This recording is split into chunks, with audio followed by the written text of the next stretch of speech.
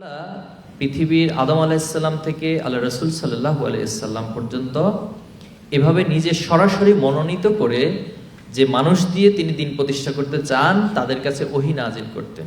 আল্লাহ তাআলা সে ওহীর মাধ্যমে গাইডেড হয়ে তারা সমাজের মানুষদেরকে এই মেসেজটা পৌঁছাতেন যে আনে আবুদুল্লাহ, তোমরা আল্লাহর গোলামীকে মেনে নাও, ওয়াজতানিবুত তাগুত, এবং তাগুতকে অস্বীকার করো। এই মেসেজ প্রত্যেক নবী আলাইহিসসালামের জন্য কমন ছিল আল্লাহর পক্ষ থেকে। তিনি তার উম্মাকে অথবা ওনাকে যে জনপদে পাঠানো হতো সেই জনপদের মানুষের কাছে তিনি গিয়ে এই মেসেজটুকু দিতেন। এরপরে তিনি তার কিছু সাহাবায়ে আজমাইন, তার কিছু অনুসারী তৈরি হতো, সেই অনুসারীদেরকে গড়ে তুলতেন এবং সেই গড়ে তোলার মধ্য দিয়ে তিনি আল্লাহর পক্ষ থেকে যে দায়িত্ব আল্লাহর জমিনে দিন প্রতিষ্ঠা করে, যেটা আল্লাহ রাসূল সাল্লাল্লাহু আলাইহি সাল্লামের ক্ষেত্রে আল্লাহ তাআলা বলেছেন, ওয়াল্লাযী আরসালা রাসূলাহু বিল হুদা ওয়া দীনিল হক লিইয়ুযহিরাহু আলা দ্বীনি কুল্লি, সকল মতাদর্শের উপরে আপনি এই দ্বীনে হককে প্রতিষ্ঠিত করবেন।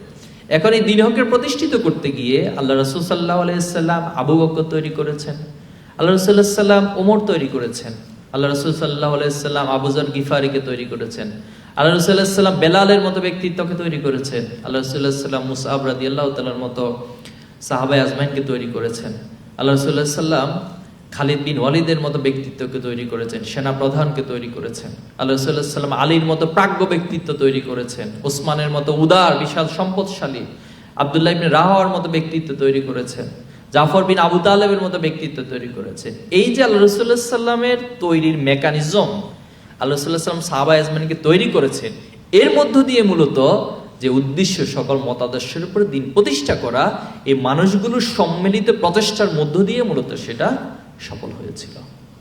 তাহলে আজকে আমরা যদি প্রশ্ন করি যে ছাত্র শিবির কেন প্রতিষ্ঠিত হয়েছিল, আমরা উত্তর পেয়ে গেছি কেন প্রতিষ্ঠিত হয়েছিল। এখন এই প্রতিষ্ঠার যে উদ্দেশ্য সেটা বাস্তবায়নের জন্য আমাদের কিছু বিশেষ মানুষ প্রয়োজন।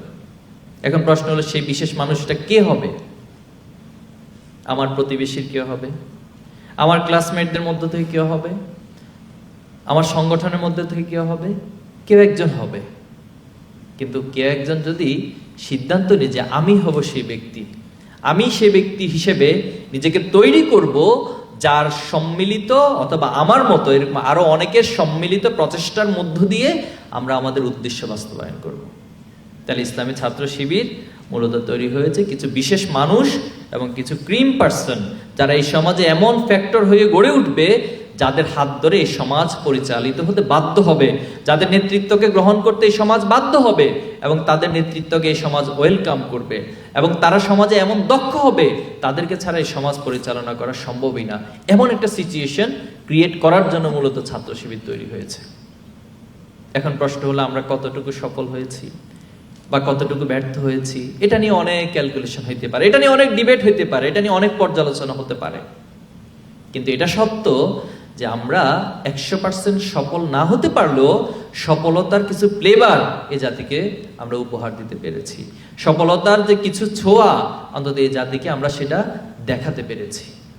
আলহামদুলিল্লাহ, সেটা 24 বলুন, 24 পরবর্তী বলুন, 24 আগের বলুন, আজকের এই সমাজের মানুষ ছাত্র শিবিরের প্রতি সকল প্রত্যাশা খোঁজে। দুনিয়ার যত সমস্যা আছে, বাংলাদেশে যত সমস্যা আছে, সেটা ছাত্র অঙ্গন হোক, ছাত্র অঙ্গনের বাহিরে হোক, এবং ওয়ার্ল্ড ওয়াইড যা কিছু ঘটছে, ছাত্র শিবিরে মনে হচ্ছে সবকিছু সমাধান দিতে পারবে, এই প্রত্যাশা মানুষের মাঝে তৈরি হয়েছে। আলহামদুলিল্লাহ। এখন এই প্রত্যাশা পূরণের জন্য আমার সামনে যারা বসে আছেন তারা কতটুকু প্রস্তুত?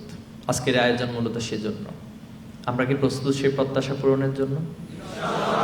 এটা কি শুধুমাত্র ইনশাআল্লাহ অথবা এই মৌখিক ঘোষণার মধ্যে সীমাবদ্ধ থাকবে? তাহলে সেটাকে মনে প্রাণে লালন করে, মনে প্রাণে ধারণ করে আপনাকে তৈরি হইতে হবে। প্রিয় ভাইরা, সেকেন্ড যে বিষয়টা, আমাদেরকে স্বপ্নচারী হইতে হবে, স্বপ্ন দেখতে হবে। হয়তো স্বপ্ন মানুষ আজ বাস্তবায়ন হবে না, কিন্তু কাল হবে, পরশুদিন হবে।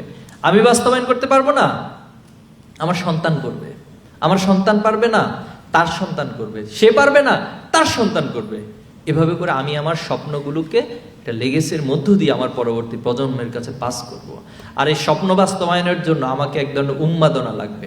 খন্দকের যুদ্ধে যখন পরীক্ষা খনন করছিলেন, আল্লাহ রাসূলুল্লাহ সাল্লাল্লাহু আলাইহি ওয়াসাল্লাম স্ফুলিঙ্গ হলো। স্ফুলিঙ্গ হওয়ার পরে বলেছেন যে তোমাদের জন্য আগামী দিনে রোম পারস্যের সেই লাল দালানগুলো অপেক্ষা করছে এবং তোমরা সেখানে ইসলামকে ছড়িয়ে দিবে। ইসলামের যে ইকামতে দিনের বাণী, যে দিন হকের বাণী, সেটা তোমরা সেখানে প্রতিষ্ঠা করবে।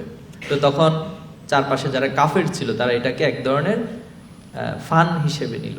তারা রাসূলুল্লাহ সাল্লামকে নিয়ে ট্রল করতে লাগলো যে মুহাম্মদ খেতে পারে না, তার সমাজের সবচেয়ে দাস শ্রেণীর মানুষগুলো নিয়ে সে চলাফেরা করে, আর সে পারস্য রোম জয় করবে। এটা একটা হাস্যকর বিষয় হিসেবে উপস্থাপন করলো। কিন্তু যারা ইমানদার ছিল তারা আল্লাহ রাসূলুল্লাহ সাল্লামের স্বপ্নকে, আল্লাহ রাসূলের মুখ থেকে এই কথাটাকে লুফে নিয়েছিল এবং লুফে নিয়ে তারাও স্বপ্ন দেখলো, তারা নিজেদেরকে তৈরি করলো। এবং আমরা দেখেছি আল্লাহ রাসূলুল্লাহ সাল্লামের সেই স্বপ্ন আবু বকর, ওমর রাদিয়াল্লাহু তাআলার সময় এসে সেটা বাস্তবায়িত হয়ে গেছে। তাহলে প্রিয় ভাইরা, আমাদেরকেও সে স্বপ্ন দেখতে হবে। সুলতান দ্বিতীয় ফাতেহ মুহাম্মদ, আল্লাহ রাসূলুল্লাহ সাল্লামের ভবিষ্যৎবাণী ছিল যে কোনো একদিন কনস্টান্টিনোপল জয় হবে।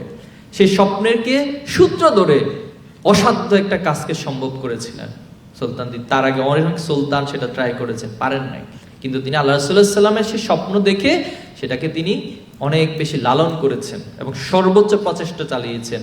ফাইনালি আল্লাহ সাহায্যের মধ্যে দিয়ে সেটা বিজয় লাভ করেছে। এজন্য প্রিয় ভাইরা, আমাদেরকে স্বপ্ন দেখতে হবে, অনেক বড় করে স্বপ্ন দেখতে হবে।